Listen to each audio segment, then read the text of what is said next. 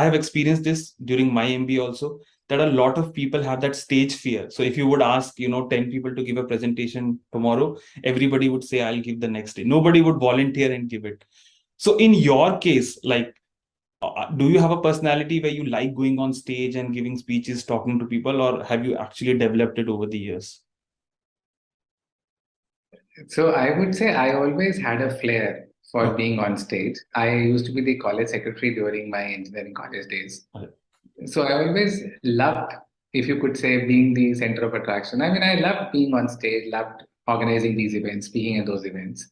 Okay. And yes, over the years, I have been able to refine the inherent, if you could call that an inherent quality or the inherent liking which I had. Over the Right. years, I've been able to define that. So, sir, do you like have any, I'll say, a rituals or something that you prepare when you're going to deliver a, let's say, a public talk? So I obviously see initially when I started, Mhm. in the initial few months, I would say I used to have a complete script. Okay. And that is what I really advise everyone when they start off. Right. However good you are, but unless you've actually delivered a few talks by yourself, you will not have that internal confidence. Right. So though I had been doing a lot of these amateur talks over the last so many years, but when I actually started doing some of my paid talks, when Right. I when I say full script, obviously if you're doing a full day session, you really can't have a full day script with you per se. But again, very important, first 5-10 minutes, very important.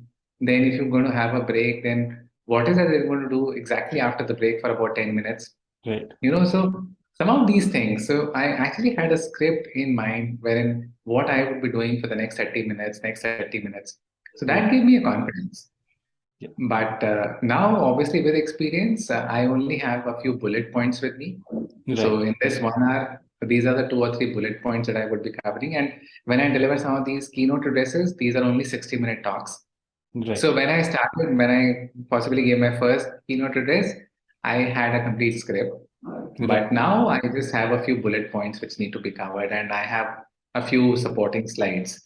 So this again, you develop this knack with experience, but when you start off, it's better to have a complete script so that you're very confident.